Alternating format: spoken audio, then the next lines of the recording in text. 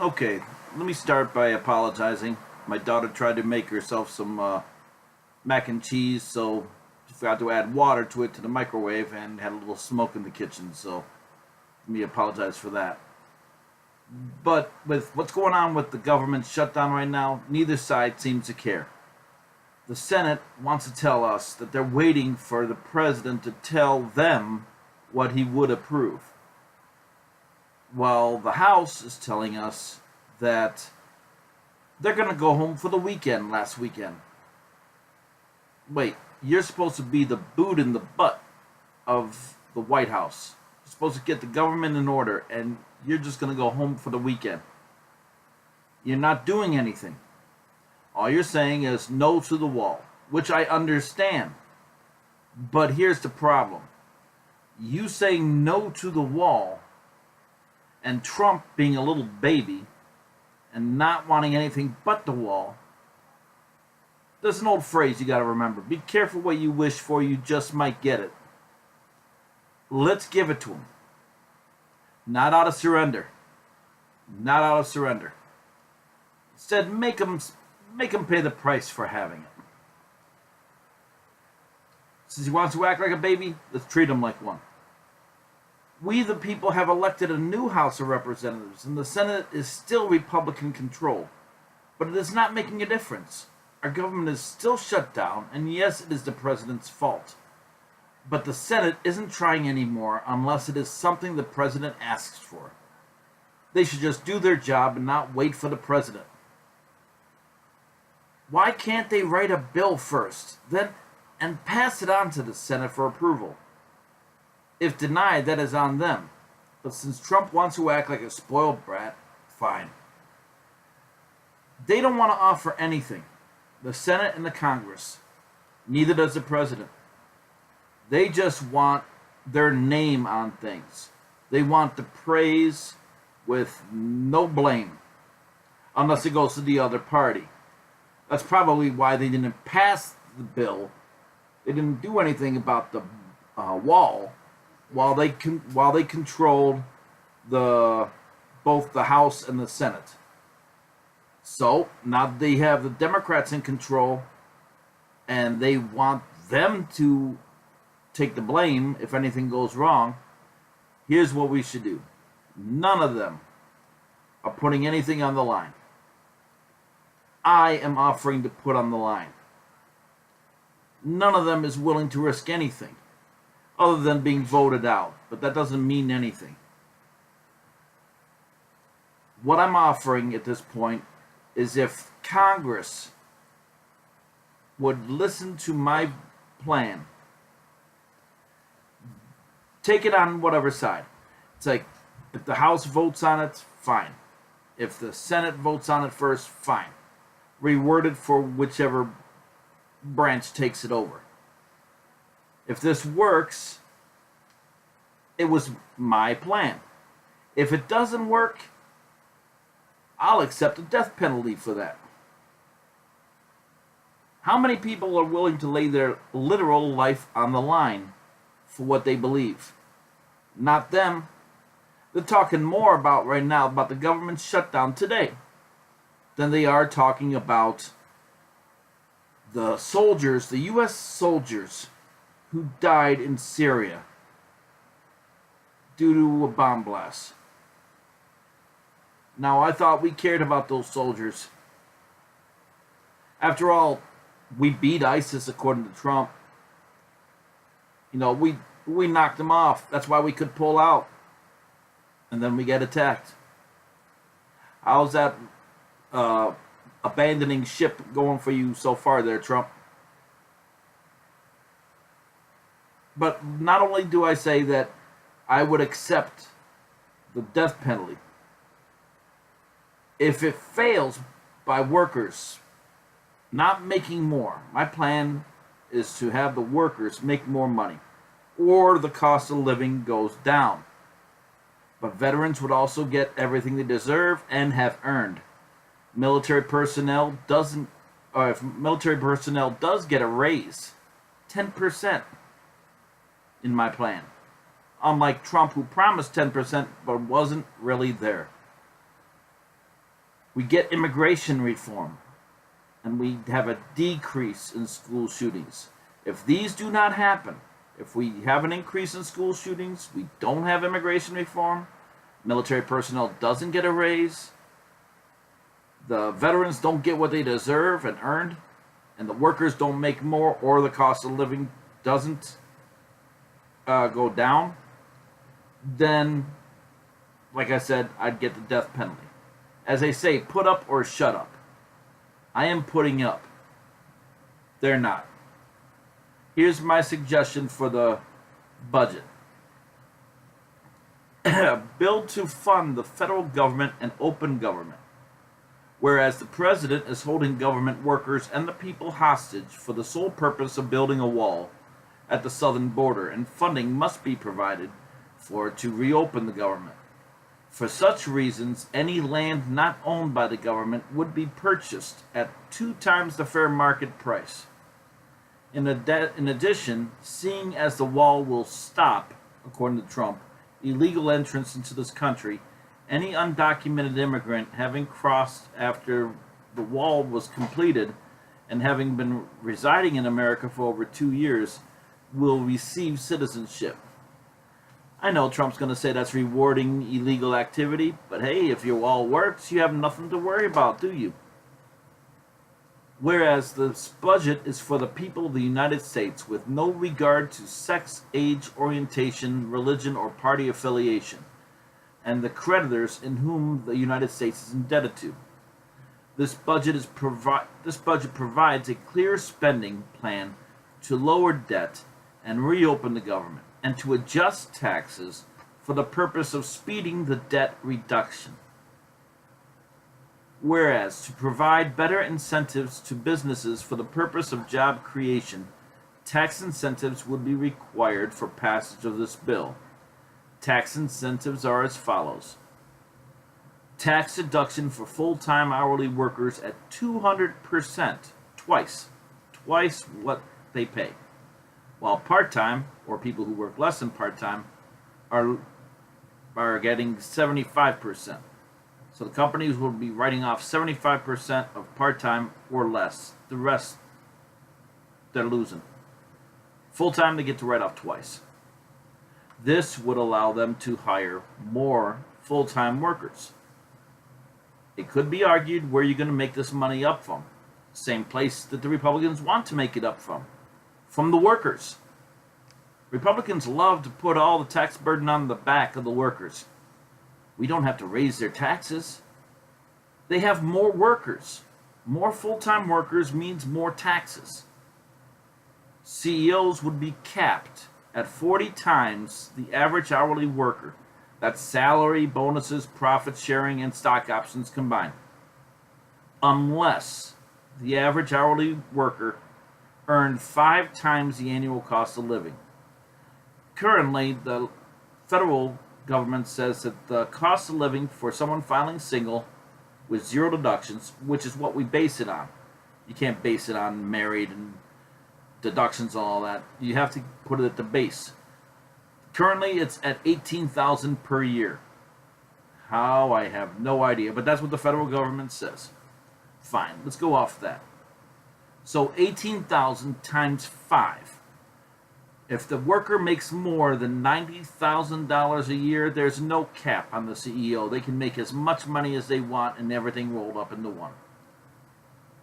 Whereas to provide for opportunity for immigration, waiting time to process applications would be reduced to 60 days, and tourist visas would be approved to residents of countries that allow Americans to travel to with no visa requirements for limited time.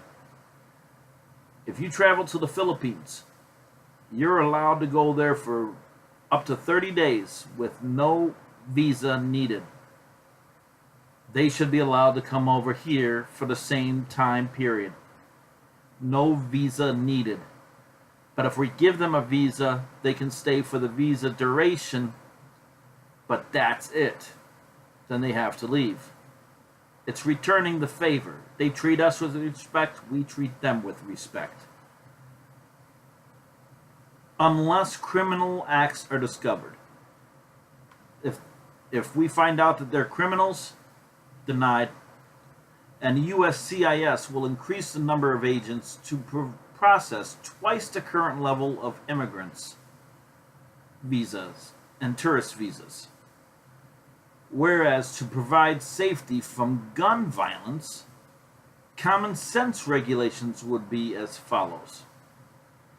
No, we are not taking away your guns. Sleep with them for all that matters. Marry the guns. I don't care. Mental health must be evaluated to own a weapon, designed as such.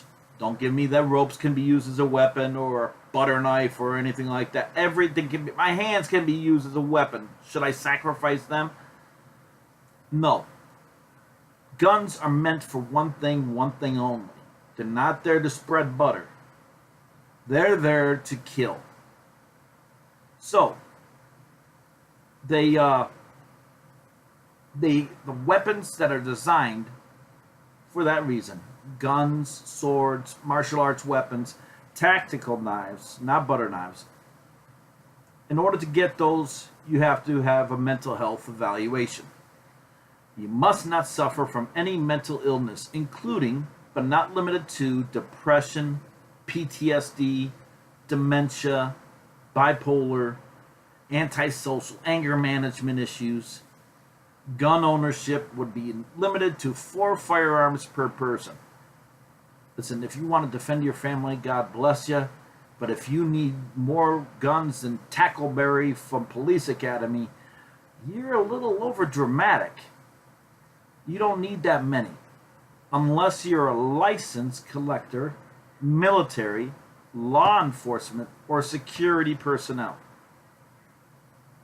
Long barrel firearms, whether for hunting, whatever, you have the right to those. You should always have the right to those. But there should be limitations to those as well. You're going to use them as self-defense? Fine. But self-defense in your car?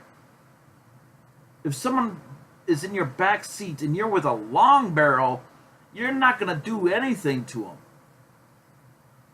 So, long barrel firearms would be illegal in public locations except in cases of transporting from or to your home, your gun range, whatever gun range you go to, place of purchase, you bought it at the store, you can deliver it back to your house, or if you're hunting in the woods. So if you're going to the woods, you're in the woods, not in a park, but in the woods, where you hunt deer during deer season, it's allowed. It's legal. You go to the mall with it, no, it's not legal.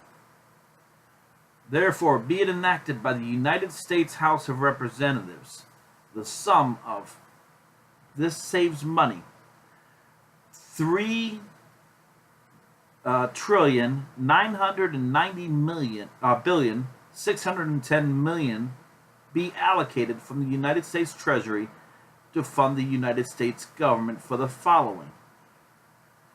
Defense discretionary spending, $390 billion. Defense R&D, $47 billion. Non-defense discretionary spending, $300 billion. Non-defense R&D, $60 billion. The border wall, Trump's asking for 5.7, I give him $10 billion. Social Security, $1.005 trillion. That's what we owe them. That's what people paid into them. So that's what we got to do. I wanted to give them more, but we would have gone over budget. And I already cut the military. Medicare. Oh, the defense discretionary spending also includes 10% increase to military pay every 2 years. Written into it.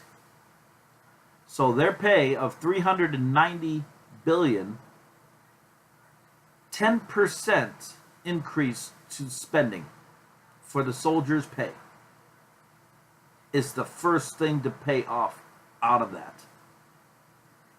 Medicare, $592 billion. Medicaid, $414 billion. Transportation, $100 billion. Let's fix the roads, fix the highways, get better transportation systems. Energy, $80 billion. Environment, $80 billion. No raking needed to stop a fire. Housing and urban development, $100 billion. Let's clean this country up for once and for all. Education, $120 billion. Personally, I'd like to get rid of the education department if they're not going to cut it, but I want to give the teachers a better shot. The teachers are our last hope for them. Not the schools, the teachers. Immigration, $12.61 billion. Agriculture, $100 billion. Veterans Affairs, an increase, $120 billion. Science, $100 billion. Government, $30 billion to pay off everything for the government. What runs the government? No, all the smaller things that's got to be running the government. And interest on debt, $360 billion. That's a savings of $109.39 billion. And you get your wall. The military gets better pay. We have better health care, better education, better pay for the workers, because you think the companies are not going to give a raise or cut costs? It's like if the cost of living is like that and they don't give enough, they're not going to take the hit and not make the money themselves. They're not going to limit themselves to 40 times. Therefore, being enacted by the United States House of Representatives that to ensure support for this bill, new tax revenues must also be included. This will help to pay down the debt. Mega churches must pay fair play tax. 50% of all income above $10 million. If the church makes $10 million or less, no taxes. But you're one of those $1 billion or $1 trillion mega churches with fleets of planes, no, pay taxes. Waste of land usage tax. Where land is used for golf courses, pay 40% in additional taxes, in addition to existing tax laws. 40%. Hey, Trump, you willing to do what's right for the country? And that's it. It's like people win in this one. If they don't, I'm the one putting my life on the line. Give me the death penalty. I don't care. What are you willing to put up? Congress? The House, Senate, President? What are you willing to put up? You're willing to go up and talk on the news how you should be president, you should be moving up the ladder, you should be this or that. I don't care what you want to become after what you're doing now. What you're doing now is not working. Well, that's why we're in a shutdown. That's why people are going without pay. So, fix it, then you have a platform to stand on. I'm a regular citizen. I'm tired of the lies of the government. I know what people want, because I am one of the people. You got it gold. You go wrong, hey, you get paid. You're still getting your paycheck right now, and you only want to forego your paycheck when you're in charge, or when you're in charge. Why is that? The other ones say no, like Democrats asked to forego their paycheck before, but the Republicans said no. Republicans said forego, Democrats said no. You don't want to agree on that? Let's agree on something. The people need better.